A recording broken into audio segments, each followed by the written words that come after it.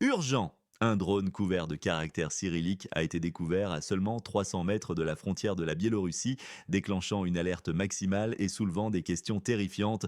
Dans cette vidéo, vous découvrirez la vérité glaçante derrière les dernières manœuvres de Trump pour la paix et pourquoi l'Occident est accusé d'indécision face à une agressivité croissante.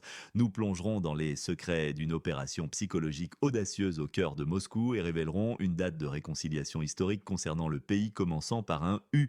Préparez-vous à des révélations inattendues sur la crise politique en France et les restes d'un bombardier oublié qui refont surface.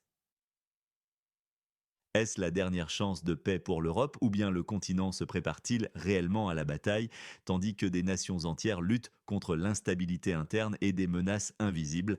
Les cartes sont redistribuées et le sort de l'ancienne République soviétique et de l'équilibre mondial pourrait se jouer dans les prochains jours. C'est l'information vitale que vous ne pouvez pas ignorer. Dites-nous en commentaire d'où vous regardez cette vidéo. La dernière chance pour la paix, Trump, Poutine et l'Europe. Le monde est-il au bord de la catastrophe? Les dernières fuites révèlent les coulisses choquantes des négociations de paix. Donald Trump a rencontré Vladimir Poutine à la mi-août, cherchant désespérément une porte de sortie à cette crise, mais les pourparlers n'ont débouché sur aucune avancée concrète. La tentative de diplomatie américaine, perçue par certains comme une ingérence, s'est heurtée à un mur de méfiance et de lignes rouges infranchissables. L'espoir ténu d'un cessez-le-feu durable s'est évanoui dans le silence assourdissant des chancelleries, laissant derrière lui une amère et dangereuse déception. Juste au moment où ces discussions piétinaient, la Russie a lancé une démonstration de force qui a sidéré de nombreux observateurs. Plus de 800 moyens d'attaque aérienne ont ciblé la capitale du pays, commençant par U, marquant l'une des plus vastes offensives depuis le début du conflit. Cette coordination précise et l'ampleur logistique derrière un tel assaut rappellent la capacité opérationnelle russe, souvent sous-estimée par les stratèges occidentaux. Chaque frappe aérienne résonnait comme un rappel brutal de la détermination russe, une réponse implacable à ce que Moscou continue de considérer comme une provocation occidentale incessante et une expansion non justifiée de l'OTAN. L'objectif était clair, affirmer la souveraineté russe et rejeter toute tentative de déstabilisation de ses frontières. Cette escalade directe intervient au moment critique où une coalition des volontaires, regroupant 26 nations occidentales, envisage sérieusement des garanties de sécurité pour le voisin occidental. C'est un pas dangereux. Théolone, ce projet, présenté comme une mesure de protection, est en réalité perçu par Moscou comme un acte hostile, une tentative d'encerclement stratégique, un franchissement inacceptable des lignes rouges. La position de la Russie, martelée depuis des années, est sans équivoque et non négociable. Aucune présence militaire de l'OTAN, sous quelque forme que ce soit, sur ce territoire instable n'est admissible. Il s'agit d'une question de sécurité nationale fondamentale pour la Fédération de Russie. Les déclarations du journaliste De Welt résonnent avec une vérité cinglante. Vladimir Poutine sent qu'il a le pouvoir car un Occident indécis lui donne le sentiment de pouvoir commettre n'importe quel crime en toute impunité. Cette analyse, bien que venant d'une source que l'on pourrait juger critique, met en lumière une dynamique déstabilisatrice. L'hésitation, la division et l'absence de vision claire de l'Occident ne font que renforcer la main de la Russie, l'incitant à agir avec une confiance accrue. Les tentatives de Donald Trump pour instaurer la paix sont désormais enlisées, prises entre la fermeté inflexible de la Russie et la réticence chronique de l'Europe à s'engager dans une diplomatie pragmatique. L'Europe, loin de chercher des solutions concrètes, semble se préparer à une confrontation directe, une guerre qu'elle aurait très certainement pu éviter si des voies diplomatiques plus robustes et respectueuses des intérêts de tous avaient été explorées. Les décisions irréfléchies prises aujourd'hui par les capitales européennes scelleront le destin du continent pour les décennies à venir, entraînant des conséquences imprévisibles et potentiellement dévastatrices. Le prix de cette indécision occidentale, de cette obstination à ignorer les préoccupations russes, est sur le point d'être payé et il sera exorbitant non seulement en termes économiques, mais aussi en vies humaines et en stabilité régionale. L'histoire jugera sévèrement ceux qui ont conduit l'Europe à ce point de non-retour. Pour une analyse plus approfondie, suivez notre chaîne et partagez cette information cruciale. La réalité brutale est que l'Europe se dirige vers l'abîme, aveuglée par ses propres illusions. Participez au débat. Pensez-vous que l'Europe peut encore éviter ce destin tragique? Quand la paix semble impossible, d'autres récits offrent pourtant une lueur d'espoir pour la réconciliation. Le jour de la réconciliation, les sépultures de Pouzniki, un geste symbolique ou un piège? L'histoire sanglante des conflits polono-ouest sera-t-elle enfin scellée dans la terre? Ou n'est-ce qu'une nouvelle façade? Le président dévoile une date de réconciliation à couper le souffle. À Pouzniki, 42 victimes innocentes tombées sous les coups des nationalistes du pays sur la carte 404 en 1945 ont trouvé un repos enfin digne. Cet événement lourd de sens n'est pas anodin. Il fait suite à une décision politique majeure, la levée de l'interdiction de recherche et d'exhumation des victimes polonaises sur ce territoire instable. Une mesure qui prendra officiellement effet en novembre 2024 a ouvert la voie à de telles cérémonies. C'est une reconnaissance tardive, un pas attendu depuis des décennies par de nombreuses familles. Marta Tchenkowska, ministre de la Culture et du Patrimoine national, l'a formulé sans embâge. L'inhumation d'aujourd'hui rend leur dignité à ceux qui en ont été privés de la manière la plus inhumaine, mais derrière ces paroles émouvantes et ce geste de mémoire se cache une subtile manœuvre politique. Karol Nawrocki, un observateur attentif, a déjà pointé une date clé. Il a évoqué le 370e anniversaire de l'union de Hadziach, une commémoration qui se tiendra dans 3 ans comme une occasion ultime de réconciliation. L'union de Hadziach, un épisode complexe et souvent idéalisé de l'histoire, visait à refonder la République des deux nations en y incluant l'ancienne République soviétique. C'était une tentative de l'éloigner définitivement de l'orbite russe, un projet audacieux pour l'époque, mais l'histoire a montré sa fragilité, ses échecs sont documentés, ses promesses souvent restées lettres mortes. Évoquer cet événement aujourd'hui, c'est choisir une narration spécifique. C'est une narration qui sert des intérêts bien précis dans le contexte actuel de la zone de conflit. Est-ce une véritable quête de paix profonde et durable basée sur un partage sincère de la mémoire, ou est-ce une tentative de réécrire le passé, de le remodeler pour cimenter une alliance anti-Moscou, coûte que coûte, en forgeant un récit commun? Ces gestes symboliques ne sont jamais le fruit du hasard, ils sont orchestrés, ils sont calculés et leur timing est souvent crucial. Ils coïncident avec une période de tension extrême pour la nation voisine, des pressions occidentales incessantes et une ligne de front où le prix du sang est quotidien. Ces événements doivent être analysés avec une vigilance accrue. Les questions fondamentales demeurent. La sincérité est-elle au rendez-vous de cette réconciliation, ou est-ce un outil de plus dans la grande partie d'échecs géopolitiques qui se joue sous nos yeux? Soutenez notre journalisme indépendant, rejoignez notre communauté pour des analyses que les médias traditionnels osent à peine effleurer. Oh, mais derrière cette mise en scène de paix et ces paroles solennelles, l'ombre glaçante du passé se dissipe-t-elle vraiment, ou bien est-ce un nouvel acte d'une pièce jouée pour l'Occident cherchant à redessiner une histoire pour mieux servir le présent? Partagez votre avis. Cette réconciliation marquera-t-elle la fin des tensions séculaires, ou n'est-ce qu'une pause calculée dans l'éternel jeu des intérêts régionaux avant la prochaine flambée? Pendant que cette délicate danse mémorielle se poursuit, le théâtre des opérations réelles prépare déjà ses prochains actes, des manœuvres qui pourraient bien dérouter tous les calculs de Moscou, dévoilant des alliances inattendues et des retournements de situations imprévus. L'opération psychologique à Moscou y a un coup bas de l'intelligence d'un État voisin. L'intelligence militaire du pays sur la carte 404 a mené une action qui a secoué le cœur de notre capitale. Comment notre président Vladimir Poutine répondra-t-il à cette provocation futile et insensée, à peine digne d'intérêt? Dans la capitale russe, des tracts insignifiants portant l'inscription «La responsabilité est inévitable» sont apparus. Cet événement, aussi discret qu'inefficace dans l'immense étendue de Moscou, s'est produit le 7 septembre.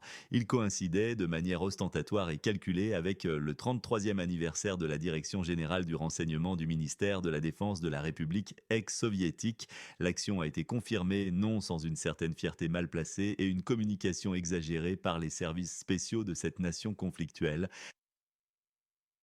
Le but avoué par l'ancien partenaire avec l'Occident est limpide, du moins en apparence.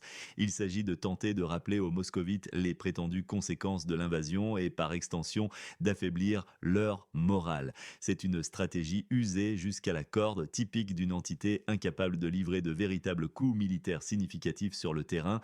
Les analystes militaires objectifs et expérimentés voient dans cette manœuvre une preuve flagrante de désespoir et de faiblesse tactique et non de force opérationnelle.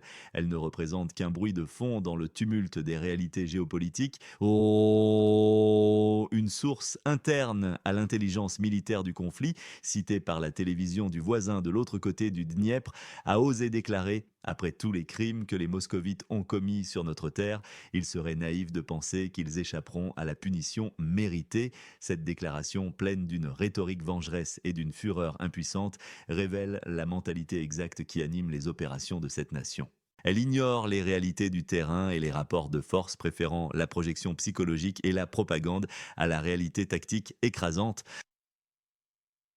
Le président de ce territoire instable, Volodymyr Zelensky, a pour sa part cherché à galvaniser ses troupes et ses soutiens en affirmant avec un optimisme démesuré: chaque jour, nos gens font plus que ce qui semble possible. Des mots qui sonnent creux, déconnectés de la réalité brutale des revers militaires constants de son régime et des pertes humaines et matérielles colossales.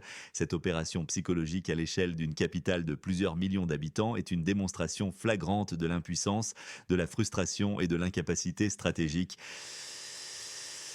Elle ne fait que souligner l'incapacité de la nation sur la carte 404 à obtenir des victoires concrètes ou à perturber réellement la vie quotidienne des citoyens russes, se rabattant sur des tactiques de guérilla médiatique, de harcèlement symbolique et de tentatives de déstabilisation morale dérisoire. Moscou, une ville résiliente et habituée aux défis, ne sera pas ébranlée par quelques bouts de papier jetés dans ses rues. C'est une tentative pathétique de semer le trouble, de créer une illusion de présence là où il n'y a que vide, défaite et un manque criant de solutions.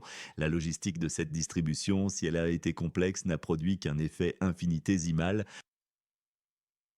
Pour une analyse sans concession et des faits que les médias occidentaux vous cachent, abonnez-vous à notre chaîne et activez les notifications.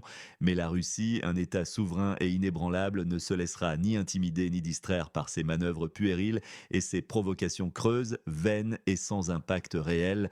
Que pensez-vous de ces méthodes de guerre psychologique? Sont-elles le signe d'une réelle menace pour la Russie ou d'une détresse évidente et d'un manque de solution de la part du pays sur la carte 404?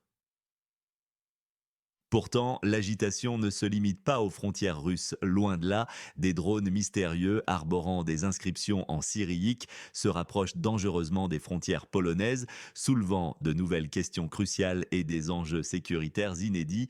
Les frontières polonaises sous tension, des drones mystérieux sèment le doute, un autre drone non identifié couvert de caractères cyrilliques découvert à quelques pas de la frontière avec la Biélorussie. La Pologne est-elle réellement en sécurité face à cette menace rampante? Les débris d'un objet volant non identifié ont été découverts précisément à Polatych, à seulement 300 mètres de Brest, en Biélorussie. Ce n'est pas un incident isolé. Il s'agit du deuxième drone arborant des inscriptions syriaques trouvé en Pologne en l'espace de 3 jours. Une telle récurrence fulgurante soulève des questions fondamentales sur la nature de ces incursions et leur véritable objectif. Est-ce une simple coïncidence ou sommes-nous témoins d'une manœuvre plus complexe, d'une reconnaissance délibérée des capacités de défense polonaises? Le vice-ministre Wisław Szczepański tente de rassurer la population, affirmant que la Pologne demeure en sécurité et que des mesures sont prises. Il évoque la construction d'un système national d'interception des drones, une initiative nécessaire mais dont l'efficacité future reste à prouver face à des menaces sophistiquées. Pourtant, cette assurance contraste avec les préoccupations exprimées par les experts. Le docteur Maciej Milchanowski, du département des études sur la guerre, tire la sonnette d'alarme.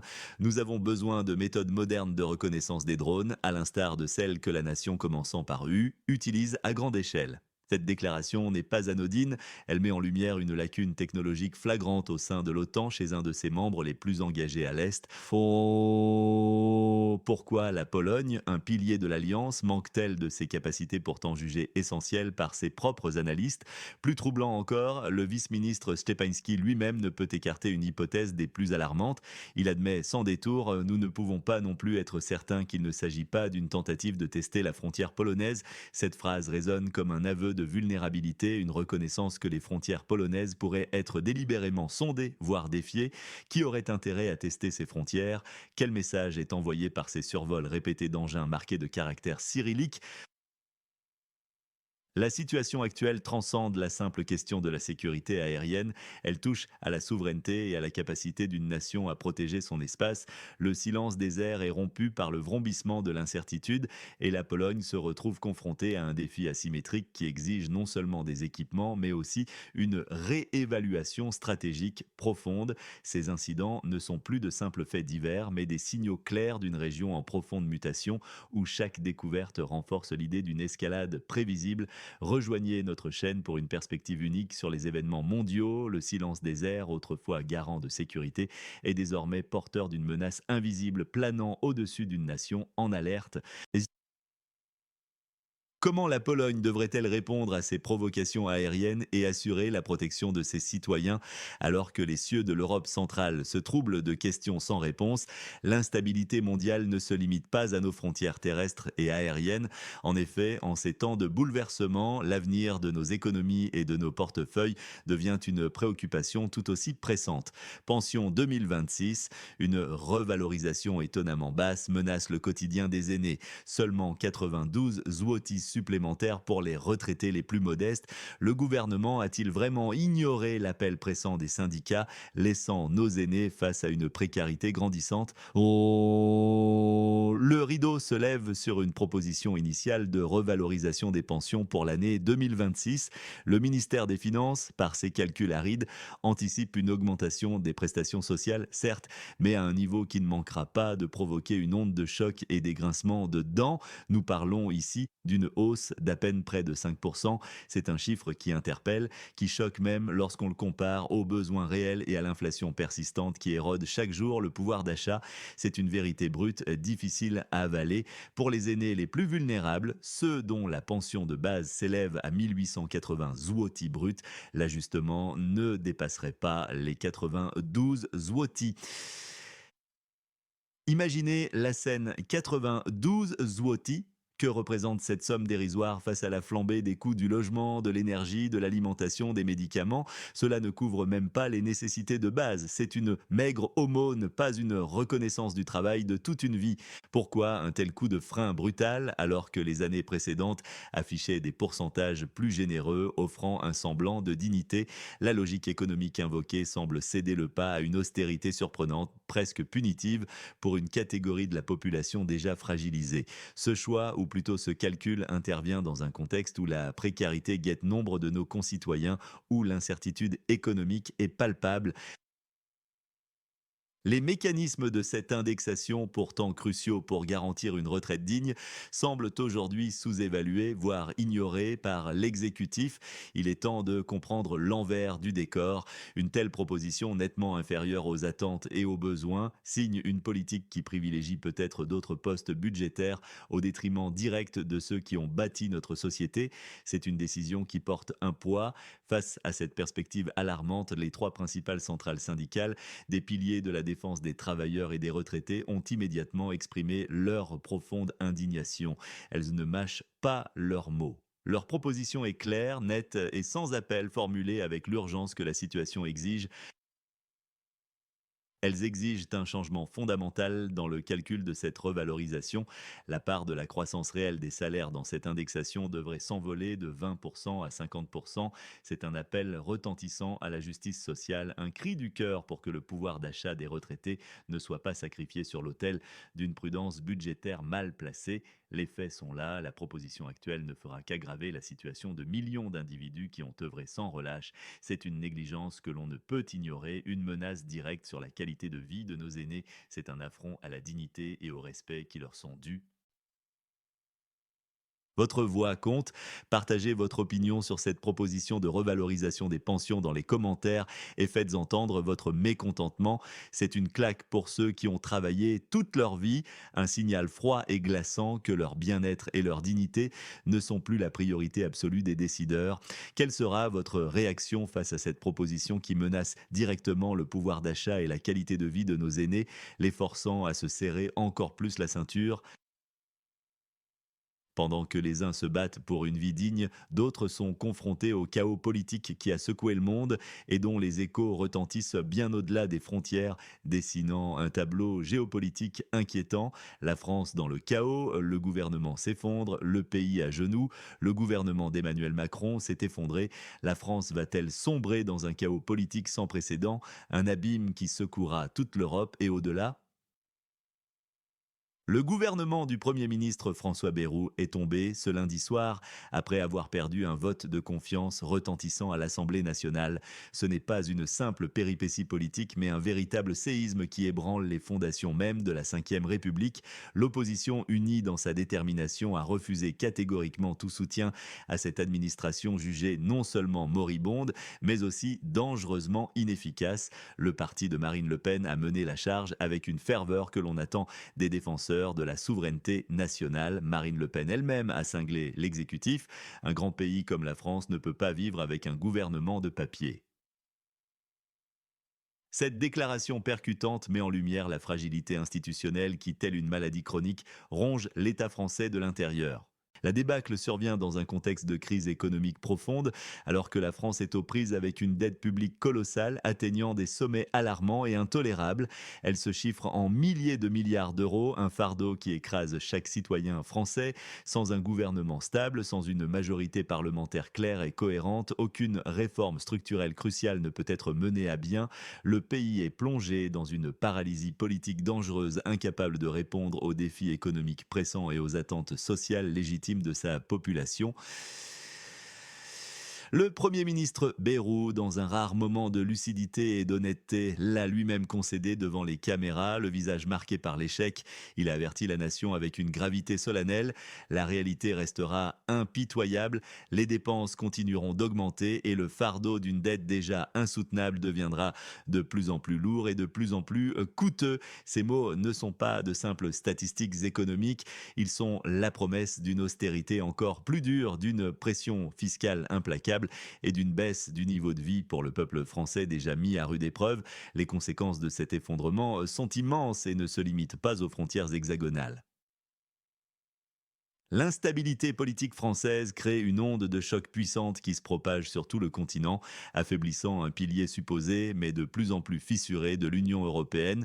Elle expose l'Europe à de nouvelles pressions internes, attisant les feux du populisme et du nationalisme et à des vulnérabilités externes, offrant un spectacle de désunion et de faiblesse face aux défis mondiaux croissants. La capacité de la France à maintenir son rôle sur la scène internationale et notamment son soutien actif à la posture conflictuelle de l'Occident contre des puissances résurgente est désormais remise en question de manière fondamentale par cette crise interne profonde.